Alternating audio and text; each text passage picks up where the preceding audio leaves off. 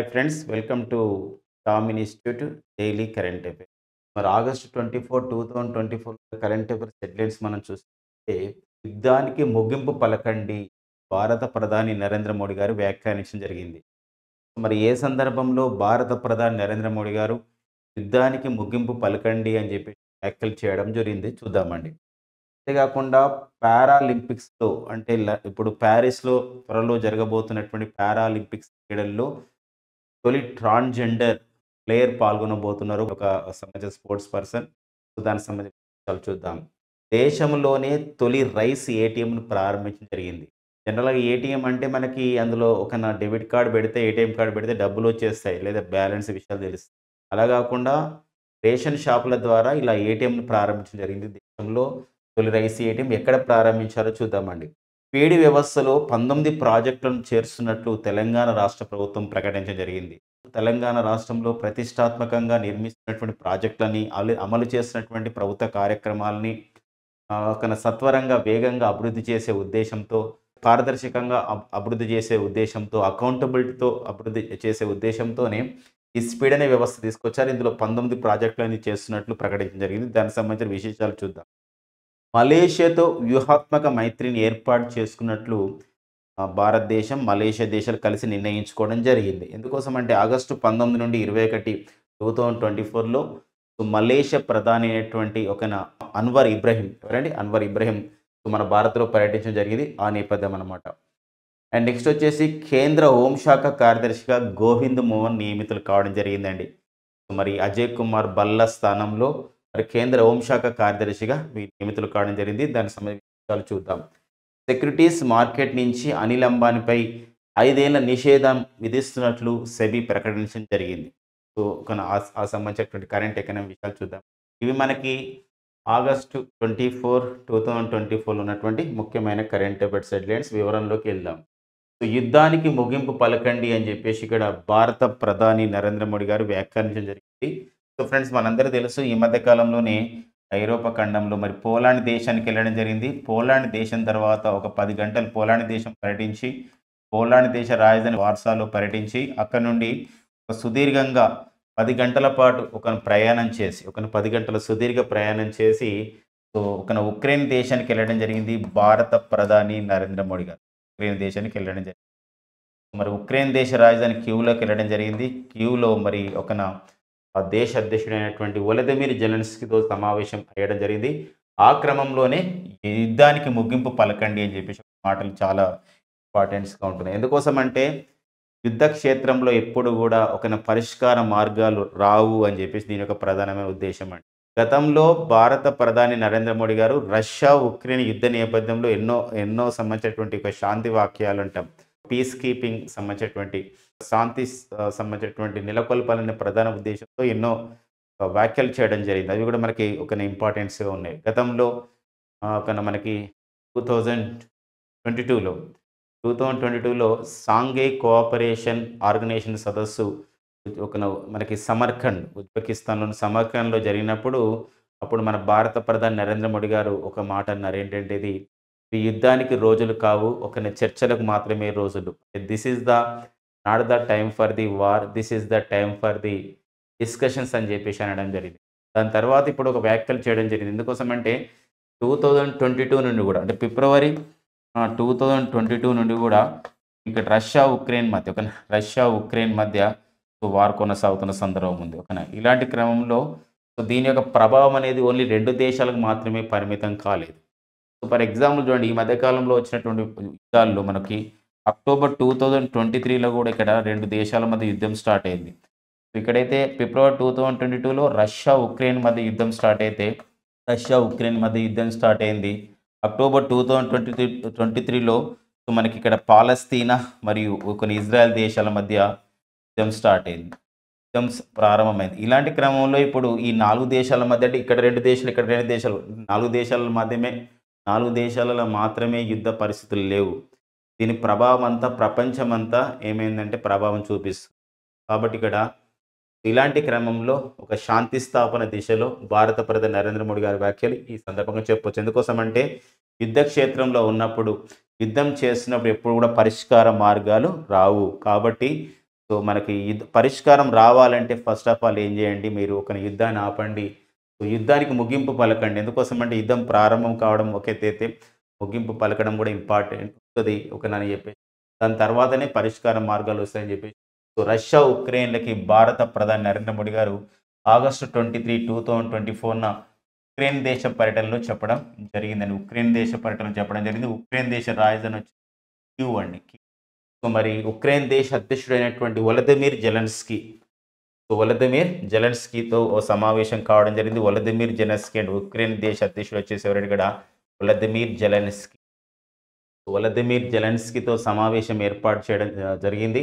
ఈ క్రమంలో శాంతి యత్నాల్లో ఒక క్రియాశీలక పాత్ర పోషించేందుకు భారత్ సిద్ధంగా ఉంది అని చెప్పేసి ఉద్ఘాటించడం జరిగింది భారత ప్రధాని నరేంద్ర మోడీ గారు.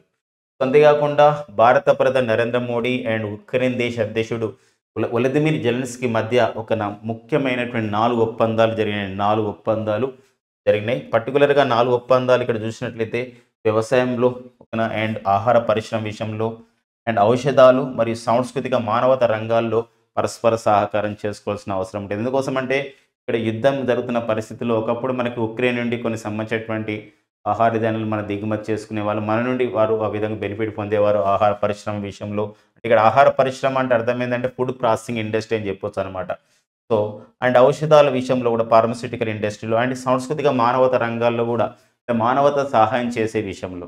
మానవతా సహాయం ఎందుకోసం ఉక్రెయిన్ అనేది రష్యా దాడితో అతలాకుతలం అవుతున్నది కూడా.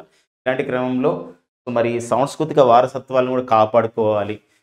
సంస్కృతి అనేది ఒక దేశం మనుగడకి సంస్కృతి సాంప్రదాయాన్ని తీసుకెళ్లడంలో కల్చరల్ అనేది చాలా ఇంపార్టెంట్‌గా ఉంటుంది. కాబట్టి ఆ కల్చర్స్‌ని సంబంధించినటువంటి ఒక హిస్టారికల్ మాన్యుమెంట్స్‌ని కానివ్వండి, ఇవన్నీ కూడా రక్షించడంలో మానవతా రంగాల్లో పరస్పర సహకారం చేసుకోవాలి అని చెప్పేసి ఇక్కడ ఇరు దేశాలు నిర్ణయించుకోవడం జరిగింది. 4 ఒప్పందాలు చేసుకోవడం జరిగింది. సో, మరి 1991 సంవత్సరంలో ఉక్రెయిన్‌కి స్వాతంత్రం వచ్చాక ఆ దేశంలో భారత ప్రధాని పర్యటించడం ఇదే తొలిసారండి. 2 విషయాలు మనం గమనించాలి. పోలాండ్ మరియు ఉక్రెయిన్ దేశ పర్యటనలో భారత ప్రధాని సంబంధించిన విషయాలు 2 ఉన్నాయి. 45 సంవత్సరాల తర్వాత 45 ఇయర్స్ తర్వాత పోలాండ్‌లో పర్యటించినటువంటి ప్రధాని ఎవరండి? నరేంద్ర మోడీ. మన భారత ప్రధాని నరేంద్ర మోడీ. ఎందుకోసం అంటే 1979లో అప్పటి మొరార్జీ దేశాయ్ అప్పుడు వెళ్ళడం జరిగింది. ఎక్కడికి మనకి పోలాండ్ దేశానికి. మళ్ళీ ఇప్పుడు భారత ప్రధాని వెళ్ళాడు. అదొక విషయం. మళ్ళీ తర్వాత పోలాండ్ తర్వాత రష్యా పర్యటన విషయం ఉక్రెయిన్ విషయంలో ఏందంటే ఇక్కడ పోలాండ్ మరియు ఉక్రెయిన్ విషయంలో గమనించండి ఇక్కడ 2 దేశాలు పర్యటించడం చెప్పుకున్నాం కదా! పోలాండ్ అండ్ ఉక్రెయిన్ విషయంలో. సో, ఆగస్టు 2024లో భారత ప్రధాని నరేంద్ర మోడీ గారు పోలాండ్, ఉక్రెయిన్ దేశాలను పర్యటించడం జరిగింది. ఇందులో 2 ముఖ్యమైన విషయాలు. పోలాండ్ దేశంలో 45 సంవత్సరాల తర్వాత పర్యటించిన భారత ప్రధాని ఎవరంటే నరేంద్ర మోడీ. ఎందుకోసం అంటే 1979లో మొరార్జీ దేశాయ్ వెళ్ళాడు. మళ్ళీ 2024లో భారత ప్రధాని నరేంద్ర మోడీ. ఉక్రెయిన్ దేశం 1991 సంవత్సరంలో ఉక్రెయిన్ స్వాతంత్రం పొందింది. యూఎస్ఎస్ఆర్ ఉంటే అందులో ఉక్రెయిన్ కూడా ఏర్పడింది యూఎస్ఎస్ఆర్ నుండి. మరి ఇలాంటి ఉక్రెయిన్‌కి స్వాతంత్రం వచ్చిన తర్వాత ఆ దేశంలో పర్యటించినటువంటి తొలి భారత ప్రధాని కూడా ఎవరంటే ఇక్కడ నరేంద్ర మోడీ అనమాట. సో, ఈ పాయింట్ కూడా ఇంపార్టెంట్‌గా ఉంటుంది. అంతేకాకుండా భారత ప్రధాని నరేంద్ర మోడీ గారు ఉక్రెయిన్ దేశ రాజధాని అయినటువంటి కీవ్‌లోని ఒయాసిస్ ఆఫ్ ది పీస్ అనే పార్కులో గాంధీ విగ్రహం అక్కడ ఉంది. అక్కడ దానికి పుష్పాంజలి ఘటించడం జరిగిందనమాట. ప్రారంభించడం కాదు, అక్కడ పుష్పాంజలి ఘటించారు. ఇది ఒక ఇంపార్టెంట్‌గా ఉంటుంది. ఎందుకోసం అంటే ఈ మధ్య కాలంలోనే మన భారత విదేశీ వ్యవహారాల శాఖ మంత్రి ఎక్స్టర్నల్ అఫైర్స్ మినిస్టర్ జపాన్ రాజధాని టోక్యోలో ఈ క్వాడ్ విదేశాంగ మంత్రుల సమావేశం సందర్భంగా అక్కడ గాంధీ విగ్రహాన్ని ఆవిష్కరించారు. దాని తర్వాత మళ్ళీ ఇక్కడ గాంధీ విగ్రహానికి పుష్పాంజలి ఘటించిన సంఘటన ఆ ప్రాంతం ఏదంటే కీవ్ రాజధాని అంటే ఉక్రెయిన్ రాజధాని కీవ్‌లోని ఒయాసిస్ ఆఫ్ ది పీస్ పార్క్‌లో గాంధీ విగ్రహానికి మోదీ పుష్పాంజలి ఘటించడం జరిగింది. అంతేకాకుండా మానవతా సహాయం కింద 4 బిష్ముఖ్ క్యూబులని అందజేయడం జరిగింది. బిష్ముఖ్ క్యూబ్ అండి. వెరీ వెరీ ఇంపార్టెంట్ కాన్సెప్ట్ అండి బిష్ముఖ్ క్యూబ్ అని చెప్పేసి అంటాం. భారత్ స్వదేశంగా అభివృద్ధి చేసినటువంటి ఆరోగ్య సంబంధించిన సంరక్షణ కేంద్రాలు, అత్యవసరమైనటువంటి ఆరోగ్య ఎమర్జెన్సీ హాస్పిటల్‌గా చెప్పవచ్చు. బిష్ ఈజ్ నథింగ్ బట్ ఏందంటే ఇక్కడ భీష్మ్ అనేది ఏందంటే ఇక్కడ క్యూబ్ లాగా ఉంటుంది. డేరా లాగా ఉంటుంది. ఒక రకమైన ఇలా మొత్తం కూడా ఇలాంటి దాంట్లో ఇక్కడ కొన్ని ఎమర్జెన్సీ అయితే వచ్చినప్పుడు ఎమర్జెన్సీ సంబంధించిన ఔషధాలు ఉంటాయి.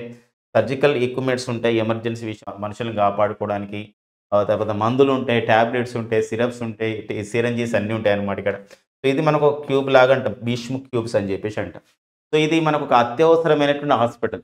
ఇదేందంటే మనము ఈ మధ్య కాలంలో జనవరి 22, 2024న అయోధ్య రామాలయం, మనకి ఉత్తరప్రదేశ్‌లోని అయోధ్యలో రామాలయాన్ని ప్రారంభించిన క్రమంలో లక్షలాది మంది రావడం జరిగింది కాబట్టి, ఏమన్నా ఆరోగ్య అత్యవసర పరిస్థితులొస్తే ఎలా అని చెప్పేసి భీష్మ క్యూబ్‌లని తొలిసారి అక్కడ ఏర్పాటు చేయడం జరిగింది.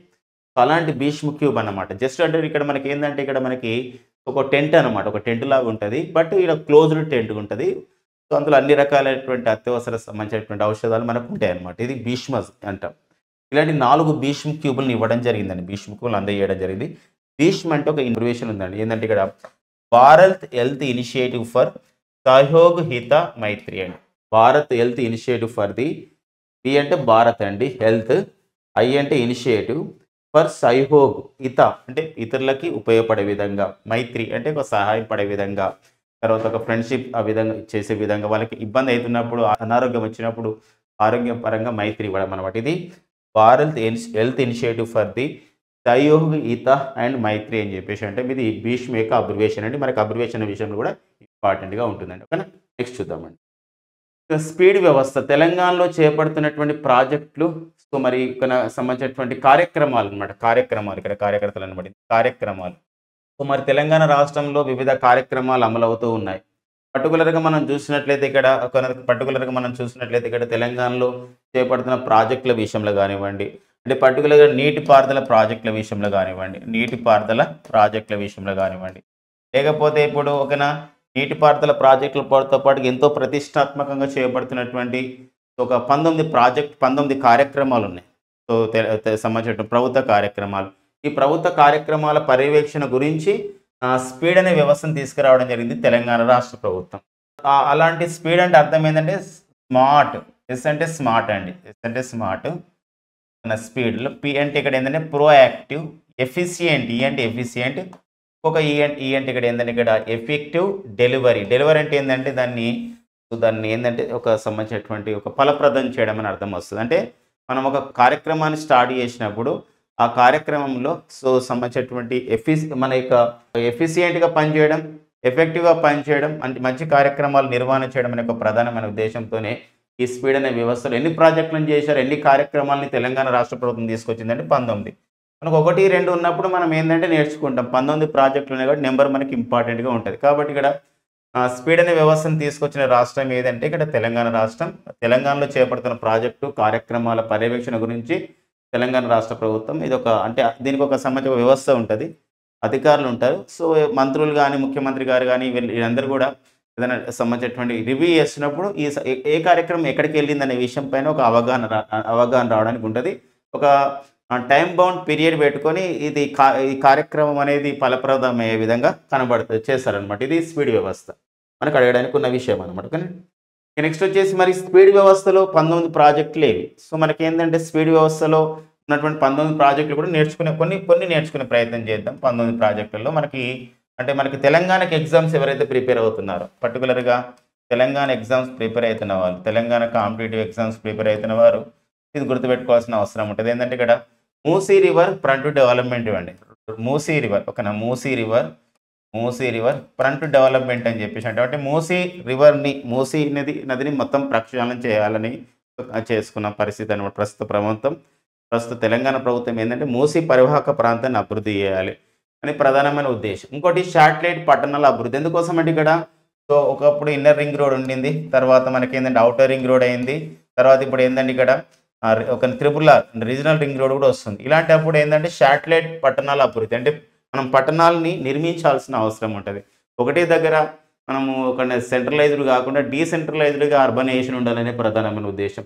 అంతేకాకుండా మెట్రో రైలు విస్తరణ చేసే అంశం అనమాట. ఎందుకోసం అంటే ఇప్పుడున్నటువంటి 2 దశల మెట్రో రైళ్లతో పాటుగా ఇంకా శంషాబాద్ అండ్ నెక్స్ట్ వచ్చేసి ఇక్కడ వేరు ప్రాంతాలకు కూడా మెట్రో రైలు విస్తరణ చేసుకుంటున్నాం. అండ్ జిహెచ్ఎంసీ అంటే గ్రేటర్ హైదరాబాద్ పునర్వ్యవస్థీకరణ చేసుకుంటున్నాం. అండ్ RRR అని చెప్పుకున్నాం కదా, రీజనల్ రింగ్ రోడ్ అభివృద్ధి విషయం పైన. అంటే రీజనల్ రింగ్ రోడ్ అభివృద్ధి అనేది భారతమాల పరియోజన కార్యక్రమంలో సో మరి రీజనల్ రింగ్ రోడ్ విషయాన్ని మన కేంద్ర ప్రభుత్వం దీనికి సపోర్ట్ చేస్తుంది భారతమాల పరియోజన విషయంలో. అలాంటప్పుడు సో దాన్ని సమన్వయం చేయడం. హైదరాబాద్లో ఎలివేటెడ్ క్యారిడర్స్ అంటే అర్థం ఏంటంటే ట్రాఫిక్ జామ్స్ లేకుండా వంతెనలు నిర్మించుకోవడం అన్నమాట. ఇప్పుడు సో మనకి ఆర్టీసీ క్రాస్ రోడ్, హైదరాబాద్లో ఆర్టీసీ క్రాస్ రోడ్డులో అశోక్నగర్ ఆ ప్రాంతంలో మనం చూసినట్లయితే ఇక్కడ ముషిరాబాద్ ఆ ప్రాంతంలో మనకి నాయిని నరసింహారెడ్డి ఒక స్టీల్ బ్రిడ్జ్ని ఏర్పాటు చేయడం జరిగింది. అదొక ఎలివేటెడ్ కారిడార్గా చెప్పుకోవచ్చు. అలాంటి సంబంధిత కారిడార్స్ని ప్రాంతాలను ఏర్పాటు చేసుకోవడం, రాష్ట్రంలో కొత్త విమానాశ్రయాలను ఏర్పాటు చేసే విషయం, అండ్ ఢిల్లీలో తెలంగాణ భవన్ నిర్మాణం చేసుకోవడం,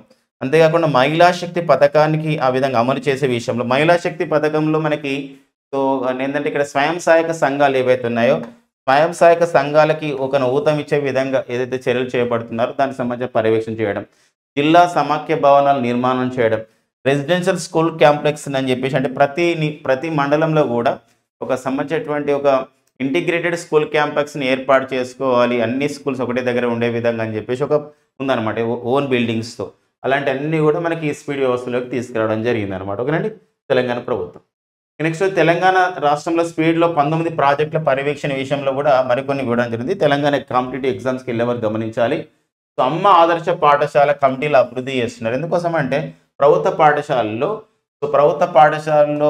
పాఠశాలల్లో ఒక విద్యార్థులు అండ్ నెక్స్ట్ వచ్చేసి టీచర్స్ అంటే ఇది ఒక బోధన అభ్యాసం అనుభవాలు అంటాం. అంటే టీచింగ్ లెర్నింగ్ ఎక్స్పీరియన్సెస్ ఎలా ఉన్నాయి, అలాంటప్పుడు ఒక డ్రాప్ అవుట్స్ ఏమన్నా పెరుగుతున్నారా తగ్గుతున్నారా, లేకపోతే ఒక కొత్తగా ఇప్పుడు మనకి ఏంటంటే ఇక్కడ ఒక అంగన్వాడీ పాఠశాలను ఏర్పాటు చేస్తున్నారు. ఇవన్నిటిని కూడా సమన్వయం చేసుకునే ఉద్దేశంతో ప్రభుత్వ పాఠశాలల్లో అమ్మ ఆదర్శ పాఠశాల కమిటీలను అభివృద్ధి చేస్తున్నాం. అంతేకాకుండా ఐటీఐలో ఆధునిక సాంకేతిక శిక్షణ కేంద్రాలు, ఇక్కడ ఐటీఐ అంటే ఇండస్ట్రియల్ ట్రైనింగ్ ఇన్స్టిట్యూట్స్ అని చెప్పేసి అంటాం. వీటిలో ఏంటంటే మారుతున్న కాలానికి అనుగుణంగా మోడర్నైజేషన్కి అనుగుణంగా మనకి ఏంటంటే ఇక్కడ ఆధునిక సాంకేతిక శిక్షణ కేంద్రాలు ఏర్పాటు చేయాలి. అంటే పరిశ్రమ అవసరాలకి తగ్గట్టుగా వాళ్ళ పనితీరును వాళ్ళ యొక్క నైపుణ్యాలను మనం అభివృద్ధి చేసుకోవాల్సిన అవసరం ఉంటుంది. మూసధోరణితో గతంలో ఏమైతే కరికులం ఉందో అదే పాఠాలు చెప్పడం కాదు. ఇప్పుడు ఆర్టిఫిషియల్ ఇంటెలిజెన్స్ ఎరలో మనం ఉంటున్నాం. ఈ కృత్రిమ మేధస్సులో మనం ఒక డెవలపింగ్ సెక్టార్ ఉంది. అలాంటప్పుడు దానికి తగ్గట్టుగా మనం చేసుకోవడం అన్నమాట శిక్షణ కేంద్రాలు. అండ్ ఉస్మానియా హాస్పిటల్ కొత్త భవనాన్ని నిర్మించడం, అండ్ కొత్తగా 15 నర్సింగ్ అండ్ 28 పారామెడికల్ కాలేజీలు ఏర్పాటు చేస్తున్నారు. అలాంటప్పుడు దానికి సంబంధించిన విశేషాలు చూద్దాం. అలాంటి సంబంధించిన ప్రాజెక్టుల నిర్మాణం ఎలా ఉందని పర్యవేక్షణ చేస్తారు. ఆరోగ్య పర్యాటకాన్ని ప్రమోషన్ ఇస్తున్నాం. ఏంది ఆరోగ్యక అంటే ఇక్కడ ఏంటంటే హెల్త్ టూరిజం అని చెప్పేసి అంటాం. ఎందుకు ఈరోజు హైదరాబాద్ నగరంలో అంతర్జాతీయ ప్రఖ్యాతిగాంచినటువంటి ఎన్నో ఆసుపత్రులు ఉన్నాయి. వివిధ దేశాల నుండి ఇక్కడికి వచ్చి ట్రీట్మెంట్ చేసుకుంటున్నారు. ప్రపంచంలో వివిధ దేశాల్లో అయ్యే సంబంధించినటువంటి సర్జరీల ఖర్చు అనేది హైదరాబాద్ నగరంలో తక్కువ అవుతుంది మన భారతదేశంలో. అలాంటప్పుడు అలాంటి ఆరోగ్య పర్యాటకానికి ప్రమోషన్ చేయాలి. ప్రకృతి పర్యాటక ప్రాజెక్టులు అంటే ఇక్కడ ఎకో ఫ్రెండ్లీ టూరిజం యాక్టివిటీస్ అని చెప్పేసి అంటే పర్యావరణాన్ని డ్యామేజ్ చేయకుండా ప్రకృతిని కాపాడకుండా పర్యాటకాన్ని ఎలా ప్రోత్సహించాలని చెప్పేసి. అంతేకాకుండా స్పిరిచువల్గా మనం చూసినట్లయితే ఇక్కడ ఆలయ పర్యాటక ప్రాజెక్టులు అంటే వివిధ ఆలయాలను అభివృద్ధి చేసే క్రమంలో అక్కడ ఆలయానికి వెళ్ళే క్రమంలో ఉన్నటువంటి వివిధ టూరిజం ప్రాజెక్ట్స్ కూడా అభివృద్ధి చేయడం. అండ్ మానవ ద్రవ్య నిరోధక వ్యూహం అమలు అంటే ఇక్కడ అంటే ఏంటంటే సైబర్ థ్రెట్స్ కాకుండా కూడా కాపాడడం. ఎందుకోసం అంటే ఈరోజు సైబర్ థ్రెట్స్ అని పెరుగుతున్నాయి. అందుకోసం ఇప్పుడు ministry of the home affairs వాళ్ళు సైబర్ నేరాల నిరోధకం గురించి 1930 అనే ఒక నెంబర్ని ఏర్పాటు చేశారు. ఇలాంటి వాటిని ప్రమోట్ చేయడం అన్నట్టు. ఇలా మొత్తం కూడా తెలంగాణ రాష్ట్ర ప్రభుత్వం స్పీడ్ అనే వ్యవస్థలో ఒక 19 ప్రాజెక్టులని పర్యవేక్షణ చేయడానికి ఏర్పాటు చేసింది. స్పీడ్ అంటే మనకు అబ్రివేషన్ కూడా ఇంపార్టెంట్ అండి. స్పీడ్ అంటే అర్థం ఏంటంటే smart, proactive, efficient and effective delivery అని చెప్పేసి అంటామండి. ఓకే, నెక్స్ట్ చూద్దామండి. సో మలేషియాతో వ్యూహాత్మక మైత్రి ఆగస్టు 19 నుండి 21, 2024లో మరి మలేషియా ప్రధాని అయినటువంటి మనకు అన్వర్ ఇబ్రహీం గారు మన భారతదేశంలో పర్యటించడం జరిగింది. ఒక్కోసారి మనకు అడిగే అవకాశం ఉంటుంది. ఆగస్టు 19 నుండి 21, 2024లో మన భారతదేశంలో అన్వర్ ఇబ్రహీం గారు మన భారతదేశంలో పర్యటించారు. వీరు ఏ దేశ ప్రధాని అని చెప్పేసి అంటే వీరు మలేషియా దేశ ప్రధాని అండి. సో మలేషియా దేశ ప్రధాని. సో ఈ క్రమంలో భారత్ అండ్ మలేషియా దేశాల మధ్య ఎలాంటి సంబంధించినటువంటి ఒక మెమోరాండమ్ ఆఫ్ ది అండర్స్టాండింగ్ అవగాహన ఒప్పందాలు జరిగినాయి. ఇలాంటి విశేషాలు కూడా చూసుకోవాల్సిన అవసరం ఉంటుంది. సమగ్ర వ్యూహాత్మక భాగస్వామ్యం 2015ని మరింతగా ముందుకు తీసుకోవాలనే విషయంపైన చర్చించడం జరిగింది. సమగ్ర వ్యూహాత్మక భాగస్వామ్యం అంటే ఇక్కడ అర్థమైందంటే ఇక్కడ కాంప్రహెన్సివ్ స్ట్రాటజిక్ CSC అంటే కాంప్రహెన్సివ్ స్ట్రాటజిక్ పార్ట్నర్షిప్ అని చెప్పేసి అంటామండి. సిఎస్పి కాంప్రహెన్సివ్ స్ట్రాటజిక్ పార్ట్నర్షిప్ అంటాం. ఒక్కోసారి మనకి ఇలాంటి వర్డ్స్ కూడా ఇంపార్టెంట్ అండి. కాంప్రహెన్సివ్ అంటే ఇక్కడ అన్ని కోణాల నుంచి మనం అధ్యయనం చేయాలి అనమాట. కాంప్రహెన్సివ్. అది స్ట్రాటజిక్‌గా ఉండాలి. అంటే వ్యూహాత్మకంగా ఉండాలి. భవిష్యత్తుకు పునాది అయ్యేటట్టు ఉండాలి. కాంప్రహెన్సివ్ స్ట్రాటజిక్ పార్ట్నర్‌షిప్ అని చెప్పేసి అంటారండి. దీన్ని 2015లో భారత్, మలేషియా మధ్య జరిగిందనమాట. ఈ భారత్, మలేషియా మధ్య జరిగినటువంటి దీన్ని మనం ఇప్పుడు ఏం చేద్దామంటే మరింత ముందు తీసుకోవాలని చెప్పేసి ఇరు దేశాలు నిర్ణయించుకోవడం జరిగింది. మరి ఓకేనా. గత ప్రధాని ఉన్నాడండి యాక్చువల్‌గా మలేషియా గత ప్రధాని, పాత ప్రధాని, మాజీ ప్రధాని మహతీర్ ఓకేనా బిన్ మొహమ్మద్ అంటాం. తను మలేషియాకి ఎక్కువ వయసులో ప్రధానమంత్రి అయ్యి తర్వాత అతను పదవీచ్యుతుడయ్యాడు. అతను గతంలో మన భారతదేశం ఏదైతే మనకు జమ్మూ కాశ్మీర్‌లో 370 రద్దయిందో దాన్ని వ్యతిరేకించడం జరిగింది.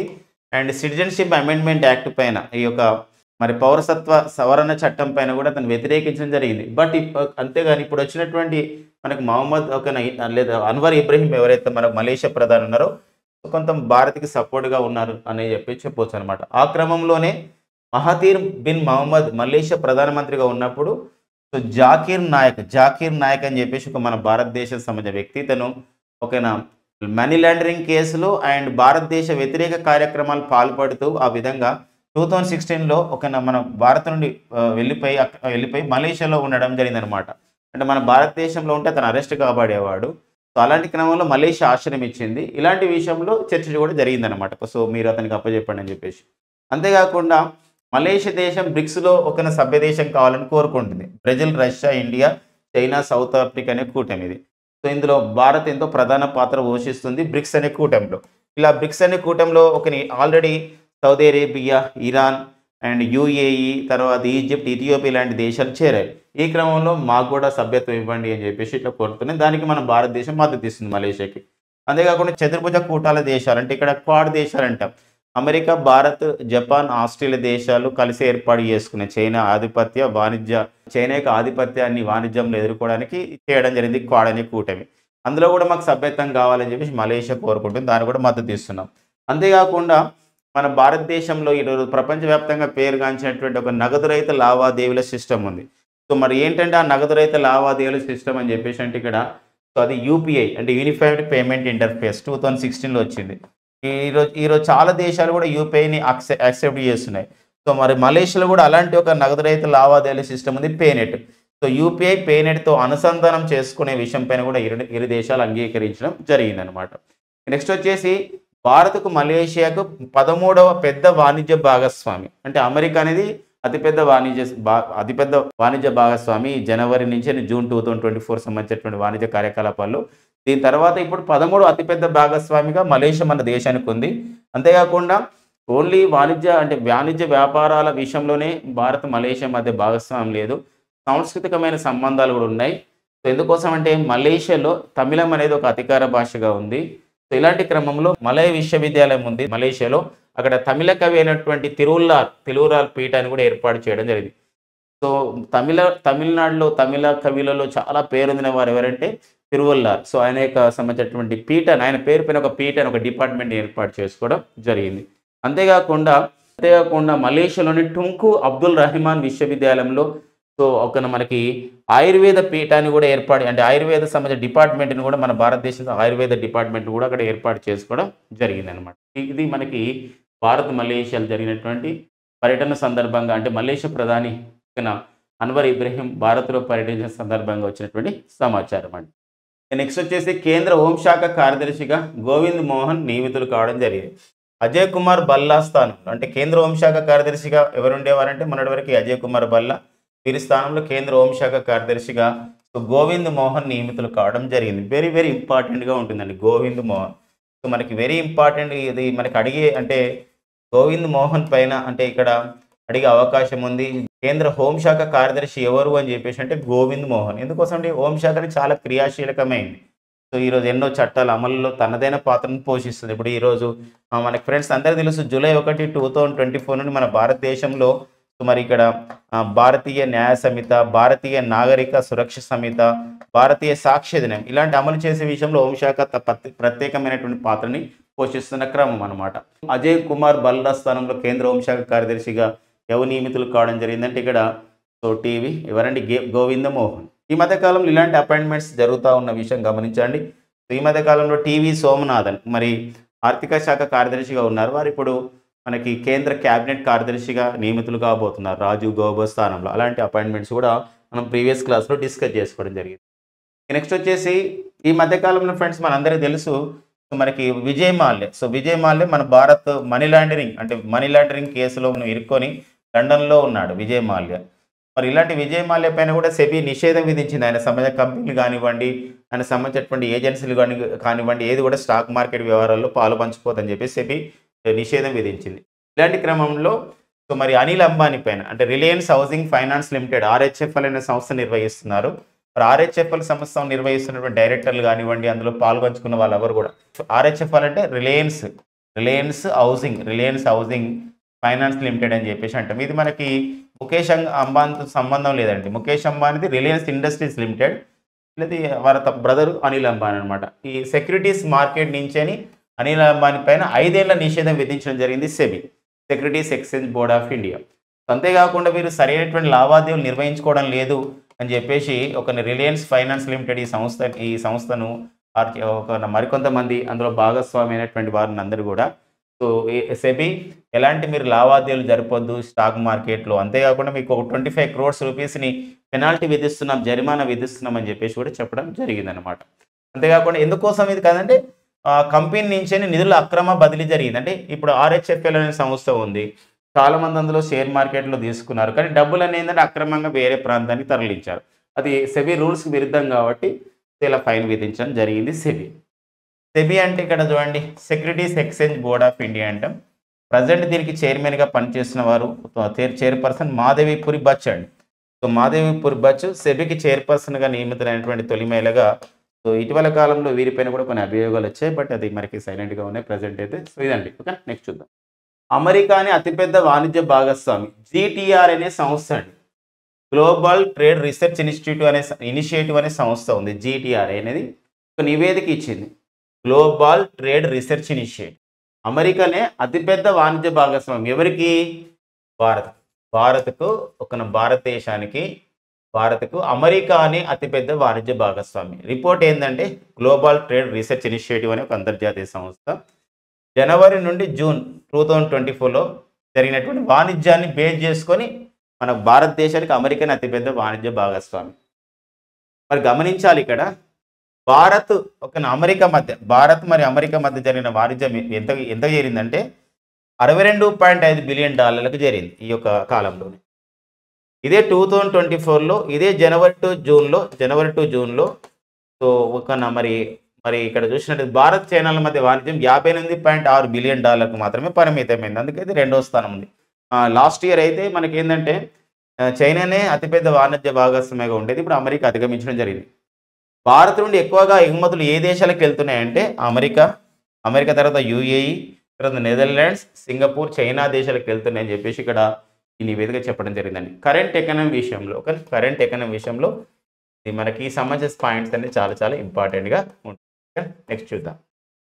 ఇక పారాలింపిక్స్ అంటే స్పోర్ట్స్ అప్డేట్ అండి. ఇక్కడ సో పారాలింపిక్స్లో తొలిసారిగా ఒక ట్రాన్స్జెండర్ పాల్గొనబోతున్నారు. ఫ్రెండ్స్ మనకు తెలుసు ఈ యొక్క 17వ పారాలింపిక్స్ క్రీడలు 2024లో ఎక్కడ నిర్వహించబోతున్నారంటే ఫ్రాన్స్ రాజధాని ప్యారిస్లో నిర్వహిస్తున్నారు.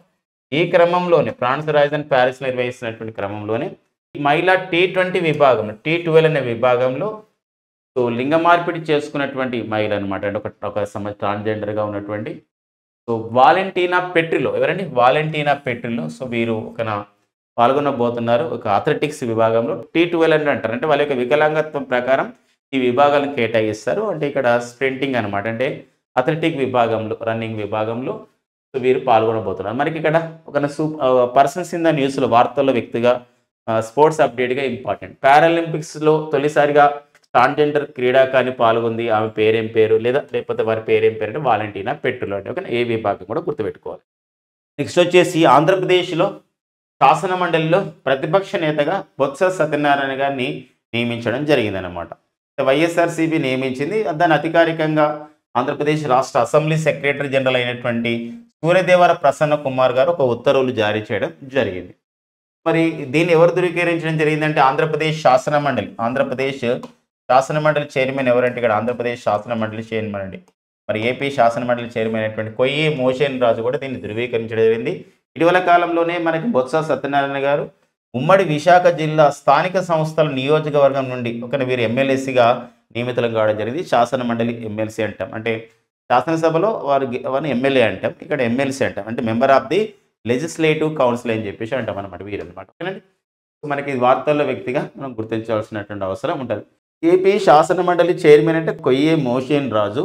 ఏపీ శాసనసభకి స్పీకర్, ఏపీ శాసనసభ స్పీకర్ వచ్చేసి మనకి అయ్యన్న పాత్రుడు గారు. ఓకేనా, అయ్యన్న పాత్రుడు గారు. సో అలాంటి విషయాలు కూడా గుర్తుపెట్టుకోండి. నెక్స్ట్, భారత్లో అంతరిక్ష కార్యక్రమాల సామాజిక ఆర్థిక ప్రభావం అని చెప్పేసి ఫ్రాన్స్ సంస్థ ఒక నివేదిక విడుదల చేయడం జరిగింది. అంటే భారతదేశంలో అంతరిక్ష కార్యక్రమం సామాజిక ఆర్థిక ప్రభావం, అంటే సమాజం పైన, ఆర్థికం పైన, మన భారతదేశ సమాజం పైన, మన భారతదేశ ఆర్థిక రంగం పైన, మన భారతదేశ అంతరిక్ష కార్యక్రమం యొక్క ప్రభావం ఎలా ఉంది అని చెప్పేసి ఫ్రాన్స్ సంస్థ ఒక నివేదిక ఇచ్చింది.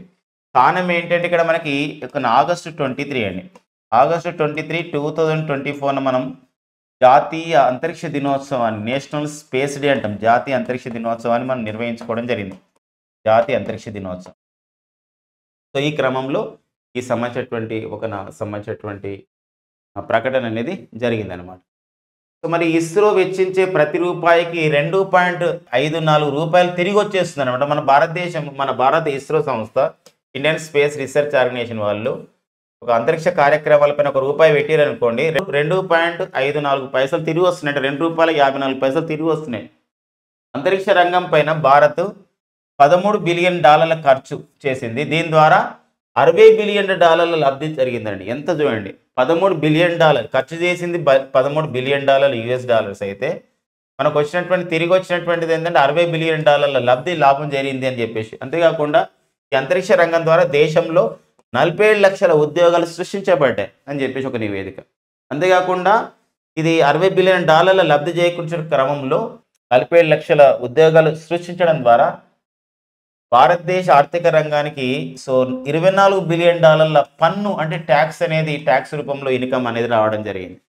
సో మరి అంతరిక్ష బడ్జెట్లో చూసినట్లయితే భారత్ ప్రపంచంలోనే 8వ స్థానం ఉంది. అంటే ప్రపంచంలో చాలా మనకన్నా ముందు 7 దేశాలు ఎక్కువగా అంతరిక్ష రంగం పైన ఎక్కువ ఖర్చు చేస్తున్నాయి, కానీ మనమైతే 8వ స్థానంలో ఉన్నాం. అంతేకాకుండా అంతరిక్ష రంగం సంబంధించిన సమాచారం అనేది 8 లక్షల మంది మత్స్యకారులకు కూడా ఉపయోగపడుతుంది. అంటే ఈ సమాజ ప్రాంతంలో వర్షం వస్తుందో లేదా సైక్లోన్స్ వస్తున్నాయి, లేదా ఏదైనా డిజాస్టర్స్ వస్తున్నాయి, జాగ్రత్తగా ఉండమని చెప్తూ ఉంటారు. అది 8 లక్షల మంది మత్స్యకారులకి సమాచారం ఉపయోగపడుతుంది. ఇస్రో యొక్క వార్షిక బడ్జెట్ అనేది $1.6 బిలియన్ అండి, $1.6 బిలియన్. సో మరి ఇక్కడ ఇస్రో మన భారతదేశ అంతరిక్ష పరిశోధన సంస్థ, అది అమెరికా అంతరిక్ష పరిశోధన సంస్థ ఉంది, నాసా అంట, national aeronautics space administration, national aeronautics space administration అని చెప్పేసి అంటాం. సో మరి ఈ సంస్థ యొక్క బడ్జెట్ ఎంత తెలుసా? వార్షిక బడ్జెట్ $25 బిలియన్ చూశారు. 2023 నాటికి డిసెంబర్ 31 నాటికి, 2023 డిసెంబర్ 31 నాటికి ఇస్రో మొత్తం కూడా ఎన్ని భారతీయ ఉపగ్రహాలు పంపించిందంటే 127. గుర్తుపెట్టుకోండి, అంటే భారతీయ ఉపగ్రహాలు అంటే భారతదేశ అవసరాల గురించి పంపించిన ఉపగ్రహాలు 127. బట్ ఇస్రో విదేశీ ఉపగ్రహాలు ఎన్ని పంపించిందంటే ఇంతవరకు 432 విదేశీ ఉపగ్రహాలు పంపించింది. దీని ద్వారా కూడా మనకు ఆదాయం వచ్చింది. అంటే 97 రాకెట్ల ద్వారా 432 ఉపగ్రహాలు, విదేశీ ఉపగ్రహాలు. అంటే విదేశీ ఉపగ్రహాలు అంటే విదేశీ అవసరాల గురించి వాళ్ళు మనకు డబ్బులు ఇచ్చి పంపించబడ్డాయి. ఇది మన భారతీయ అవసరాల గురించి మనం తయారు చేసుకున్న 127 ఉపగ్రహాలు. సో ఈ నెంబర్ మనకి ఇంపార్టెంట్గా ఉంటుందండి. నెక్స్ట్, దేశంలో తొలి రైస్ ఏటీఎం ఒడిశాలో ప్రారంభించడం జరిగింది. ఎవరైతే రేషన్ కార్డు సంబంధించినటువంటి, అంటే పబ్లిక్ డిస్ట్రిబ్యూషన్ సిస్టమ్ అంటే PDS, అంటే ప్రజా పంపిణీ వ్యవస్థలో భాగంగా ఎవరైతే రేషన్ కార్డు హోల్డర్స్ ఉంటారో, తెల్ల రేషన్ కార్డు హోల్డర్స్, సో వారు సంబంధించినటువంటి ఒక కార్డు ఉంటుంది, వాళ్ళకి నెంబర్ ప్రెస్ చేయడం ద్వారా, మన సేమ్ ఏటీఎం కార్డులో వేయడం ద్వారా ఒక మిషన్ నుండి ఏమవుతుందంటే 25 కిలోల బియ్యం అనేది వస్తుంది అనమాట. ఇది దేశంలో తొలి రైస్ ఏటీఎం ఏ రాష్ట్రంలో ప్రారంభించారు? ఒడిశా, భువనేశ్వర్ జిల్లా మంచేశ్వర్లో ఈ కార్యక్రమాన్ని ప్రారంభించడం జరిగింది. తొలిది ఫస్ట్ది కాబట్టి మనకి ఇంపార్టెంట్గా ఉంటుందండి రైస్ ఏటీఎం అనమాట. ఒడిశాలో మహిళలకి నెలసరి సెలవుని ఇస్తున్నారు. సో మరి మహిళల ఆరోగ్య రీత్యా సో మనకి ఏంటంటే మన భారతదేశం ఫస్ట్ టైం మాత్రం పర్టికులర్గా మహిళలకి నెలసరి వచ్చినప్పుడు 2 days హాలిడేస్ ఇచ్చినటువంటి తొలి రాష్ట్రం వచ్చేసి ఏదంటే ఇక్కడ బీహార్ రాష్ట్రం అండి. 1992 సంవత్సరంలోనే 2 రోజుల సెలవు ఇచ్చింది. ఇక బీహార్ రాష్ట్రం తర్వాత మహిళలకి నెలసరి సెలవుని ఋతుస్రావ సమయంలో మరి నెలసరి సెలవుని ఒక రోజుని ప్రకటించడం జరిగింది. అది ప్రభుత్వ ప్రైవేట్ రంగాల్లో పనిచేసే మహిళా ఉద్యోగులకు వర్తిస్తుందని చెప్పేసి ఇక్కడ ఒడిషా రాష్ట్ర ప్రభుత్వం ప్రకటించడం జరిగిందండి. వెరీ వెరీ ఇంపార్టెంట్గా ఈ సంబంధించిన విషయం మనకు ఉంటుందండి. మరి ఒడిషా సంబంధించినటువంటి అంశం అనమాట ఇది. ఓకేనా, ప్రభుత్వ ప్రైవేట్ రంగంలో పనిచేసే మహిళా ఉద్యోగులకి ఇది వర్తిస్తుంది. సో నెలసరి సెలవు అనమాట. సో మనకి ఫస్ట్ ఆఫ్ ఇట్స్ కైండ్ కాబట్టి రెండు బీహార్ గుర్తుపెట్టుకోవాలి, ఇక్కడ ఒడిషా రాష్ట్రం కూడా మనం గుర్తుపెట్టుకోవాల్సిన అవసరం అనేది ఉంటుందండి. ఓకేనా, నెక్స్ట్ చూద్దాం.